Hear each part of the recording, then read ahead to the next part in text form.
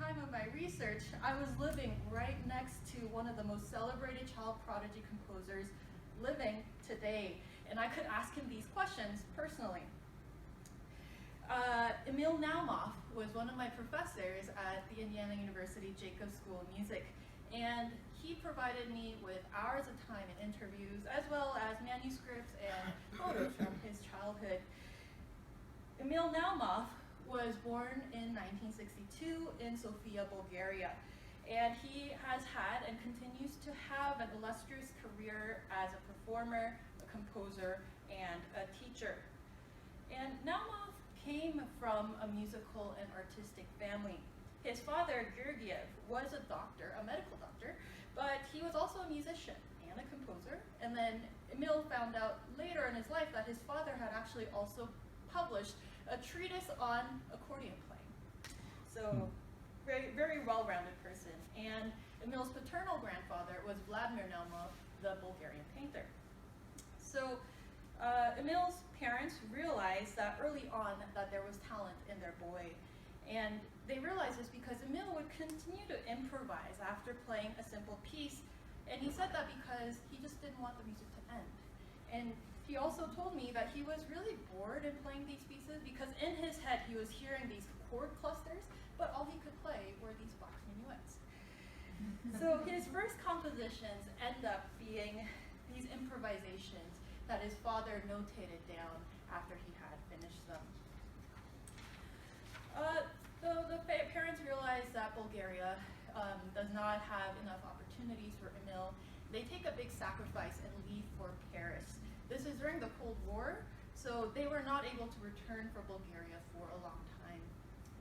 They went to the famous pedagogue, Nadia Boulanger, and she famously took him on as her final student until her death in 1979. So when describing his childhood, Emil Naoumoff said it that no child is an island, and that he, like all others, had an excellent ear for imitation and learned through imitating the tradition.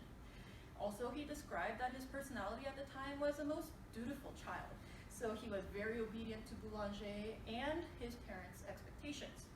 However, when I delved deeper into his music and his life story, I could see that his music is nowhere close to just an obedient copy of Boulanger or any other composer. There is quite a character that we find, something very much Emil Naoumoff even from an early age. And I believe that this can be credited due to the wonderful teaching of Nadia Boulanger, who had a strong differentiation between teaching him strictly in theoretical and pianistic study, but also giving much freedom, creative freedom, in his composition. We see her instilling a sense of autonomy as an artist even from a young age.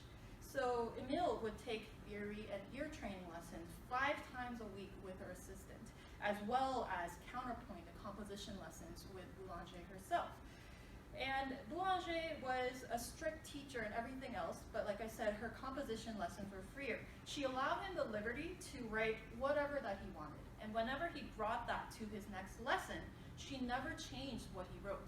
All she did was gave him guidelines to think about for his next composition.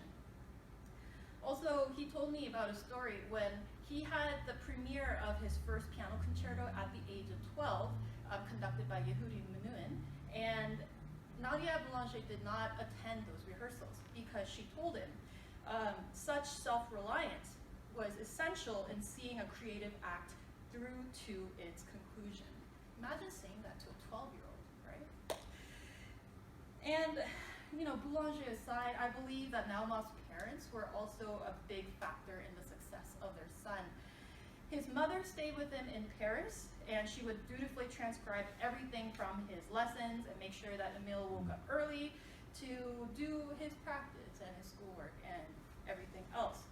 His father was working in Germany at the time to support Emil's studies, and he would record these tapes for Emil and send them to Paris that talked about Bulgarian history, folklore, music, and stories, so that his son would still have a Bulgarian identity, although they were in Paris. And in these tapes, the characteristics of Bulgarian music were also explained, like with its use of seconds, drones, asymmetrical rhythms, and modality. So Naoumoff described that he had a strong sense of Bulgarian identity, although he left Bulgaria at age 8 and wasn't able to return for many years. And Boulanger was very supportive of this identity that he had, and there's a famous quote by her which she says, "Chopin stayed Polish, De Falla stayed Spanish. There is no reason that Emile should not stay what he is, that is to say himself, a Bulgarian with a French intellect." So he wrote many pieces when he was younger, but I'm going to focus on Marché, Oiseaux, which translates to the bird market. This was written in 1972 at the age of 10. This is a set of 3 pieces that is programmatic in nature. And Boulanger quite liked this piece. She would often tell him, "My little Emile, play your little bird composition."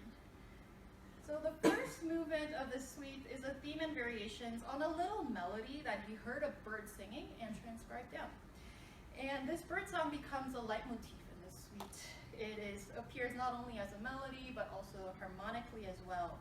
The first movement is like a little theme and variations, and there's all these little theme, different iterations of the theme popping up. It kind of reminds me of like if you have gone to a bird market, like all of the sounds and colors that you would see. And Emile went to the bird market weekly with his mother. The second movement is about the sadness of the birds being caged. And then the third movement is titled Moderato Enfant Libre, at last free, where the birds are freed from their cages and all fly out. So at first listen, this doesn't really sound Bulgarian, but we can see an extensive use of the interval of a second. And Naoumoff told me that during his childhood, in his head, the second interval was a consonant interval for him, not a dissonant one, because that's what he learned in Bulgarian culture. So he just sort of assimilated that into himself. So although he may not have been aware of it at the time, the use of seconds in this piece gives a very unique sonority, and this continues into his mature output. Also, he described ways in how he could express his ideas and have fun in the meanwhile. The first example here is the technique that you see in the third movement, and you repeat the same note with both hands. And it's a little difficult, it really depends on the piano, but he mentioned that he did this because he imagined feathers flying everywhere as the birds flew out of their cages. And then he also used fermatas like this in the third movement because they look like eyes to him, and he just wanted to put them in. So I believe that Emile Naoumoff was able to become who he is today, a musician, a composer, a teacher, because first, yes, he was born with an aptitude for music, but second, he was born into a musical/artistic family. But moreover, his parents were willing to support Emile with anything, everything needed for his musical education. And third, Nadia Boulanger gave him probably the best and most rigorous musical education possible at that time, but allowed complete creative freedom to express his individuality where it was most needed. So I will be playing for you Marché, Oiseaux. This was written in 1972 at the age of